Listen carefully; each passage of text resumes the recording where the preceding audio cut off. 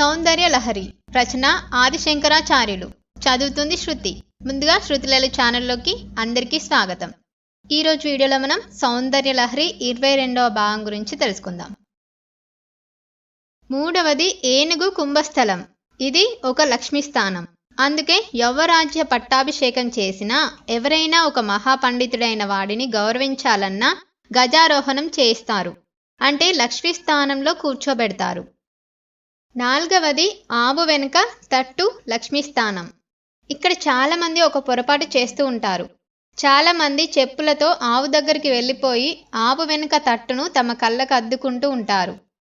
దాని వలన మీ లక్ష్మి అపభ్రంశమవుతుంది. ఇంట్లో ఉన్న లక్ష్మి బయటకు నడిచి వెళ్ళిపోతుంది. ఆవు పృష్ఠభాగాన్ని అలా కళ్ళకు అద్దుకోకూడదు. ఆవు పృష్ఠభాగాన్ని తగిలినప్పుడు మీరు ఏ చేతితో పృష్ఠభాగం పట్టుకున్నారో ఆ చేతి వైపు కన్నునే ముట్టుకోవాలి. ఆవు పృష్ఠభాగాన్ని ముట్టుకున్నప్పుడు చెప్పులు విప్పి ముట్టుకోవాలి. మీరు ఆవును కుడి చేత్తో ముట్టుకుంటే కుడి కంటినే ముట్టుకోవాలి. ఎడమ చేత్తో ముట్టుకుంటే ఎడమ కంటినే ముట్టుకోవాలి. రెండు చేతులతో ముట్టుకుంటే రెండు కన్నులను ముట్టుకోవాలి. అప్పుడు లక్ష్మీ కటాక్షం.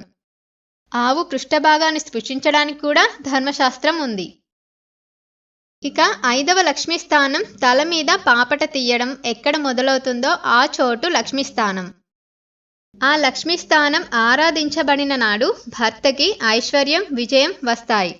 ఆ లక్ష్మీ స్థానం ఆరాధించబడకపోతే ఈవిడ బాగానే ఉంటుంది, కానీ ఆయన దెబ్బతింటాడు. ఎందుచేతను అంటే తన ఇంటి లక్ష్మీ స్థానం రక్షించబడలేదు. భార్య ఇంట్లో తిరుగాడుతున్న లక్ష్మి. అందుకే అమ్మవారు ఆడవాళ్ళకి చాలా తేలిగ్గా ఉపాసనను ఇచ్చేసింది. వాళ్ళు మగవారిలా లేచి సంధ్యావందనం అది చేయనవసరం లేదు.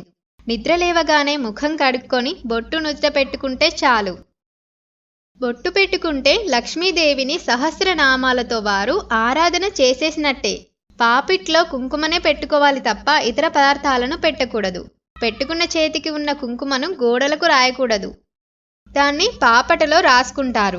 అందుకని ఆడవారికి పాపట కొద్దిగా ఎరుపుగా ఉంటుంది. ముందర పెట్టుకున్న సింధూరం సూర్యబింబంలా వెలుగుతుండాలి. ఆ లక్ష్మీ స్థానం ఎప్పుడూ అర్చించబడి ఉండాలి. సింధూర పూజ ఇద్దరికే జరుగుతుంది. ఎవరికి పడితే వారికి సింధూరంతో అర్చన లేదు. సింధూరంతో అర్చన 1 గణపతికి చెయ్యాలి, 2 అమ్మవారికి చెయ్యాలి. దేవతల్లో మొదటి పూజ గణపతిది, చివరి పూజ హనుమది. మీరు ఏ పని మొదలుపెట్టినా గణానాం త్వా గణపతి హవామహే కవిం కవీనాముపమశ్రవస్తమం జ్యేష్ఠారాజం బ్రహ్మాణం బ్రహ్మణస్పత ఆ నః శృణ్వన్నోతిభిః సీదసాదనం అని మొదలు పెడతారు. గణపతికి సింధూరం. ప్రాతస్మరామి గణనాద మనాద బంధుం సింధూరపూర పరిశోభిత గండయుగ్మం ఉద్దండ విఘ్న పరిఖండన చెండదండం అఖండలాది సురనాయక బృందవంధ్యం అని ప్రార్థన చేస్తాం. గణపతి సింధూరం రాసుకుంటాడు. హనుమ చిట్ట చివరకు వస్తారు. పవమాన సుతుడు బట్టు పాదర విందములకు అన్నట్టయితే ఇక కార్యక్రమం అయిపోయినట్టే. అందుకని చివరకు వచ్చేవారు హనుమ. ఇక్కడ ఇంకొక రహస్యం కూడా ఉంది. అన్నింటికీ ముందు ఉండేది ప్రణవం. ప్రణవంలో ఓం అన్నప్పుడు అనే నాదం హనుమ. అందుకని చివరకు వచ్చేవాడు హనుమ. అందుకని ముందు పూజ గణపతికి సింధూరం, చివరి పూజ హనుమకి సింధూరం. ఆ సింధూరం లక్ష్మీ స్థానంలో పడ్డం, సమస్త దేవతలతో కూడిన లక్ష్మీ అమ్మవారికి అర్చన జరిగిపోవడం. అలా అర్చన జరిగిన అమ్మవారి స్థానాన్ని భర్త తదేకంగా చూసి మాట్లాడితే అతనికి ఐశ్వర్య సిద్ధి. ఇంత రహస్యం మామూలు వాళ్ళకే ఉంటే జగజ్జనని అయిన అమ్మవారు సీమంతంలో తన పాపట ముందర సింధూరం పెట్టుకుంటే అది ఎంత శక్తివంతంగా ఉంటుందో ఊహించండి. అది మనం ఊహించలేనంత గొప్ప శక్తివంతంగా ఉంటుంది. అందుకని శంకరాచార్యుల వారు తనోతు క్షేమం నస్తవ వదన సౌందర్య లహరి పరివాహ స్తోత్రః సరినిరవ సీమంత సరనిహ. అమ్మవారు నుదుట కుంకుమ బొట్టు, పాపట సింధూరం పెట్టుకుందని చెప్పడం జరిగింది. ఇక్కడ స్త్రీ పెట్టుకునే కుంకుమ బొట్టు కూడా ఎలా ఉండాలో చూపించారు వ్యాసులవారు. ముఖచంద్ర కలంకాభ మృగనాభి విశేషక అన్నారు. చంద్రుడికి ఉండే మచ్చ ఎంత సహజంగా ఉంటుందో అమ్మవారి ముఖాన ఉండే బొట్టు అలా ఉంటుందన్నారు. చంద్రుడు ఎప్పుడూ మచ్చ లేకుండా కనపడ్డు. అనగా బొట్టు లేకుండా సుమంగలి అయిన స్త్రీ కనపడకూడదు. సింధూరాన్ని సుమంగలి మాత్రమే పెట్టుకోవాలి. ఎందుచేత? సుమంగలికి భర్త లక్ష్మీ స్థానాన్ని కోరే అధికారం ఉంటుంది. అందుకని ఖచ్చితంగా మర్చిపోకుండా సుమంగళులైన స్త్రీలు సింధూరాన్ని ధరించి తీరాలి. ఇది ధర్మశాస్త్రం చెప్పిన విషయం.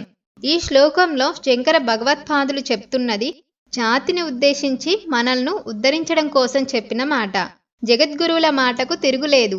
అమ్మవారు నుదుట కుంకుమ పెట్టుకొని తన పాపటిలో కుంకుమ రాసుకుంది.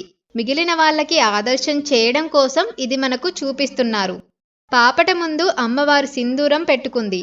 అది ఎంత విచిత్రంగా ఉందంటే, వహంతి సింధూరం ప్రబలకబరి భార తిమిర ద్విషాం వృందైర్బంది కృతమివ నవీనార్క కిరణం.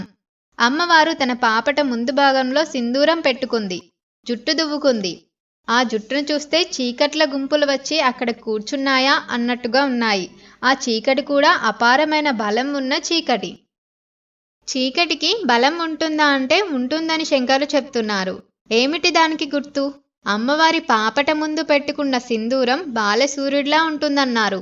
బాలసూర్యుడికి చీకటికి ఎప్పుడూ శత్రుత్వం. మధ్యాహ్న సూర్యుడికి చీకటికి శత్రుత్వం ఉండదు.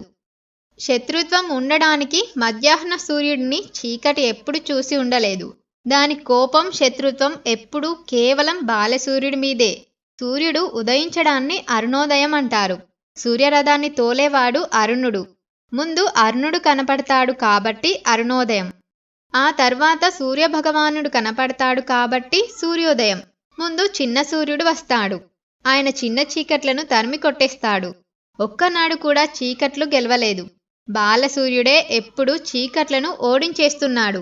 తాము బాలసూర్యుడిని ఎప్పుడు ఓడిస్తామా అని ఆ చీకట్లు కడుపు మండిపోయి ఉన్నాయి. ఇవాళ అమ్మవారి జుట్టు చీకట్లలా ఉంది. అంటే అంత నల్లగా ఉంది. జుట్టు అంత నల్లగా ఉండడమే అయ్యవారిని తన వైపు అంతగా వశం చేసుకొనగల శక్తి కలిగి ఉండడం.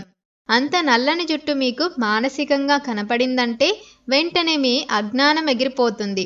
నల్లటి జుట్టు నల్లటి అజ్ఞానాన్ని ఎలా పోగొడుతుందనే విషయం మీకు ధ్యానం చేస్తే తెలుస్తుంది. అమ్మవారి కేశపాశాలు తుమ్మెదల బారులలా ఉంటాయి.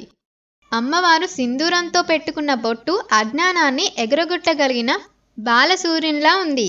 బాలసూర్యునిలా ఉంటే ఏమవ్వాలి? కిరణాలు అన్ని వైపులకి రావాలి. ఇప్పుడు ఇక్కడ అమ్మవారి జుట్టు అంతా చీకట్లలా ఉంది. చీకట్లలా ఉన్న జుట్టుని సూర్యుని ఎర్రని కిరణాలు కప్పేయాలి. సూర్యుడు వచ్చేశాడంటే ఇక చీకట్లు కనపడకూడదు. జుట్టుని ఎర్రటి కాంతి కప్పేయాలి. కానీ ఇక్కడ అలా కప్పలేదు. అమ్మవారి జుట్టు నల్లగా ఉంది. బొట్టు ఒకటే కనపడుతుంది. సూర్యుడు కనపడుతున్నాడు కానీ కాంతి కనపడడం లేదు. ఎంత విచిత్రం!